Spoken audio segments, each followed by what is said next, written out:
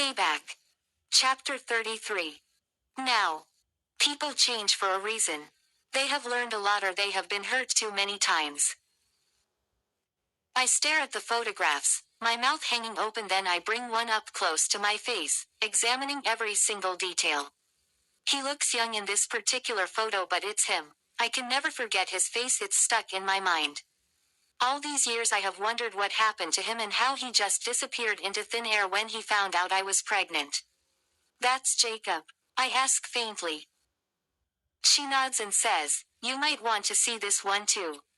She hands me another photograph. It's a picture of a seemingly happy family. Jacob, this woman, Oscar and Bernice. "This was the last photo we took as a family before you came into our lives and ruined everything," she says angrily. "Wait, you mean Jacob was your husband and he is Oscar's father?" She laughs. "You will sit in front of me and pretend that you didn't know Jacob was married when you started sleeping with him.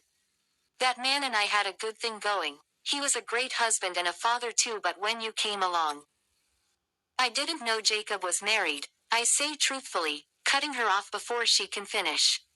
"Jacob was way older than me when I met him, but he kept himself in such fine trim that he looked better and younger than most men of his age. He told me he was widowed, had 2 children that were staying with his mother. I was young, naive and in love. I was only in grade 11 and the attention he gave was everything. You little bitch. You knew he was married but you still went ahead and had a child for him. You broke my marriage. My children and I suffered because of you. We went from being a happy family to a dysfunctional one. All because of you." She points an accusing finger at me. I look at her. There are so many emotions showing in her face. Sadness, disgust, pain, anger. There's nothing I can say to her that can convince her that I didn't know Jacob was married. "Your time is almost up," says the guard, and I signal for him to give us a few more minutes and he accepts. The guard on duty is one of the kindest and most lenient I have met around this place. "So if I got you correct, you sent your son who was already married to marry me so he could destroy my life because you assume I ruined yours. I am sorry to break this news to you. Your marriage to my son wasn't even real. That stupid marriage certificate was fake. We paid the person who officiated that fake marriage. And you know what? I didn't have to send Oscar to do anything to you. He and his sister knew what they had to do, they always knew. You are all sick. You haven't yet seen Sikatam because this is nothing compared to what I am about to do to you. You will never have peace for as long as I am alive. Just one quick question. What happened to Jacob? He disappeared into thin air when he found out I was pregnant. You are a pathetic little fool. He left us for you. He left me with 2 children. I had no job and nowhere to start from. Lord knows life was hard after that. We struggled while you and your child had the best life.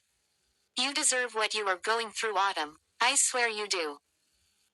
If Oscar is Jacob's son, that makes him Evangeline's half-brother, then Peace is his child, half-sister. This is messed up. That child wasn't supposed to happen. I don't even know how you managed to conceive when my son made sure you took those stupid pills."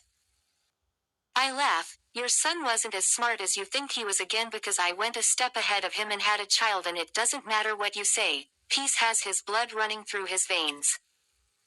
I stand up. "One last question before I leave. I am just curious. Did Oscar and Leslie really die, or it was all part of your stupid plan?" The look she gives me confirms what my worst fears, and I smile at her.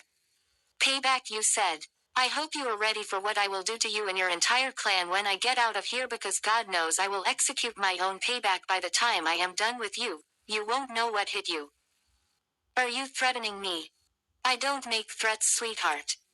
You will rot in here, I promise. Let's wait and see." I turn to the guard. "I think I am ready to go back," I say. Then I turn back to her and say, "Good day." And with that I am led back to my cell. "You are okay?" Ruby asks a couple of minutes later, tapping my shoulder. I know I zoned out. I do that mostly when I am in deep thoughts. "I am not okay. I am about to kill someone." "It's about time," she says, causing all of us to laugh. "I think my husband might be alive." Say what? I just met his late mother today for the first time. She came to visit me.